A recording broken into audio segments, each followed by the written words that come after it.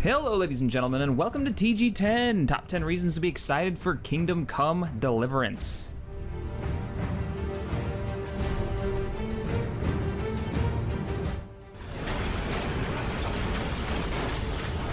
After watching the trailer for Kingdom Come, I was interested in the game. After doing some research on who's behind the title, I got excited.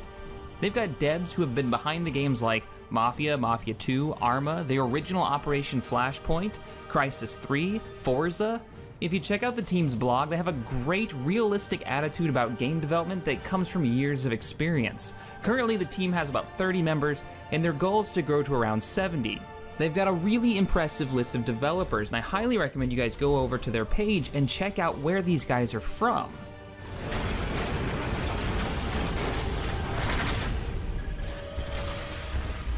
The tagline at the end of the trailer is "Dungeons and No Dragons," with good reason. They're going to focus on the realistic medieval setting, no magic or mystical beasts, a world with majestic castles, rolling hills, the politics, horses, real-world locations, period-accurate weapons and armor, all based around actual historical events. No demon army that needs to be stopped or half-naked elves rushing into battle. It's a nice change of pace.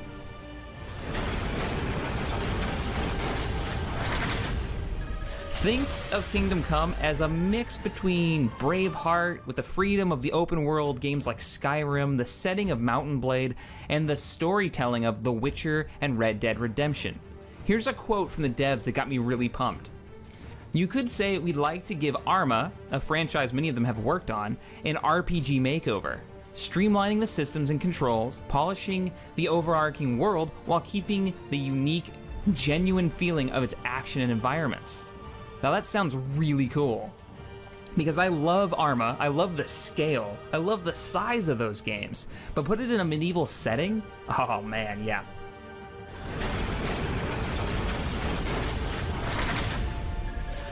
Freedom of choice is key to building your character. You decide how you want to appear, what quests you do, how you complete them with multiple avenues of completion for each quest. Even your reputation can be changed based on the choices you make. Are you a tall, brave knight known for your skills in combat, but a bit of a dick to the poor people? Or a dark assassin who's a soft spot for the little people? Your reputation matters. On top of that, they've implemented an RPG system that uses stats and conditions and skills to affect your gameplay.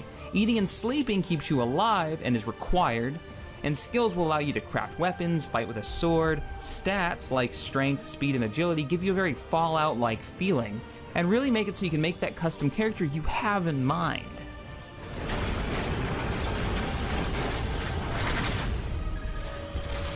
Ooh, look, next generation sexiness. Honestly, I could blab about the CryEngine that's powering this title, but nothing I could say stands up against just looking at the rendered in-game footage. It puts my highly modded Skyrim to shame. From the macro to the micro scale, games like this and Star Citizen really show off what this engine can do. It's just damn sexy.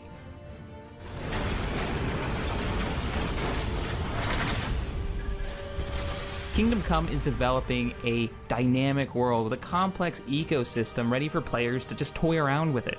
Everything happens for a reason. Every character has a routine. Something I really loved in past games like Oblivion, where the characters actually had set times they went to bed, they worked their shop, they walked around town. It just makes the world seem more alive. Characters will even change their routines to properly react to players' actions. Now, I'm not sure what that means, but it sounds really cool, and I can't wait for them to drop more information.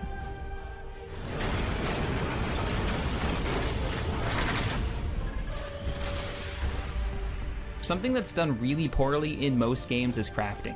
I mean, the concept is great. Allow players to gather items and resources to produce an item that will actually hold some kind of meaning to the player and have kind of a history to it.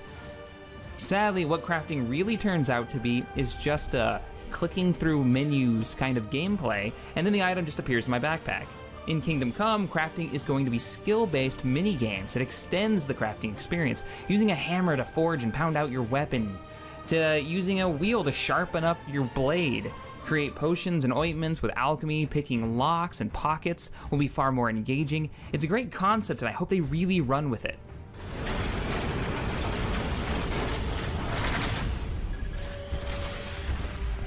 Building a working, fun, deep melee combat system is a hell of a challenge. Making one that fits a time period and is set in first person and still looks good is incredibly challenging. Using medieval martial artists experts, Kingdoms is shooting for an intuitive first-person combat that has a depth of moves and combos. On top of that, the whole thing is using real-time physics, so when you hit a target, not only do they react accordingly, so does your hand and weapon, something we've never really seen before.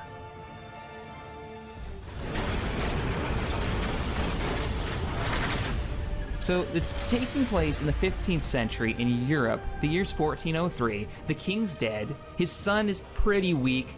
It's perfect for the king's power-hungry brother to move in with his friends and start up a civil war by kidnapping the current king, invading the country with an army of his own to plunder this defenseless land. In the middle of all this, you play the son of a blacksmith, who's going to emerge as the hero. His homeland is burning, his family is murdered. Avenging the dead, safeguarding the kingdom's rightful ruler, and restoring order is all on your plate, but how you accomplish it is up to you. I can't wait to see what kind of quests come out of this. The politics of the time, raising your army, all that stuff is going to play a role, and how you go about it is all you. Do you blackmail a lord to get the troops on your side, or do you actually convince him that your side is the right side? There's gonna be some really neat stories, I think, coming out of this.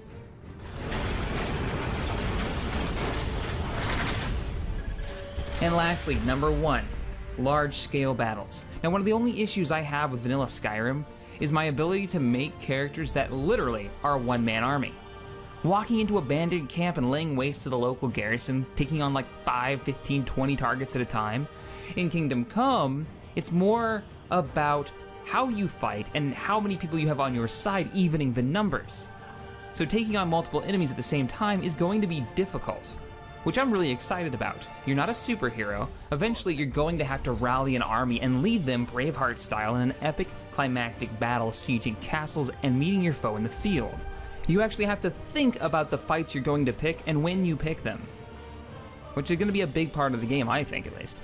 And that wraps up my top 10 reasons to be excited for Kingdom Come. It's really looking awesome, and I can't wait for more footage and information to drop, which I'll be covering on my channel. I really recommend you guys check out the Kickstarter page on the title. It's got a ton of information I wasn't able to cover in a bit more depth. Now, it's already fully funded, so you don't have to worry about that. They made all their goals except for, I think, the very last one, which was just getting higher quality voice actors into the mix. But yeah, it's looking good. It's fully funded. I think they've kind of semi-partnered up with the Star Citizen devs because they're both working in the same engine, but in vastly different time periods. All right, well, that wraps it up. If you enjoyed this video, hit that thumbs up button, subscribe to this channel, and as always, thanks for watching, and I will see you guys next time. By the hounds of maidens, what churls would do such devilry? Take as many men as you need and ride there. Find those knaves and bring me their head.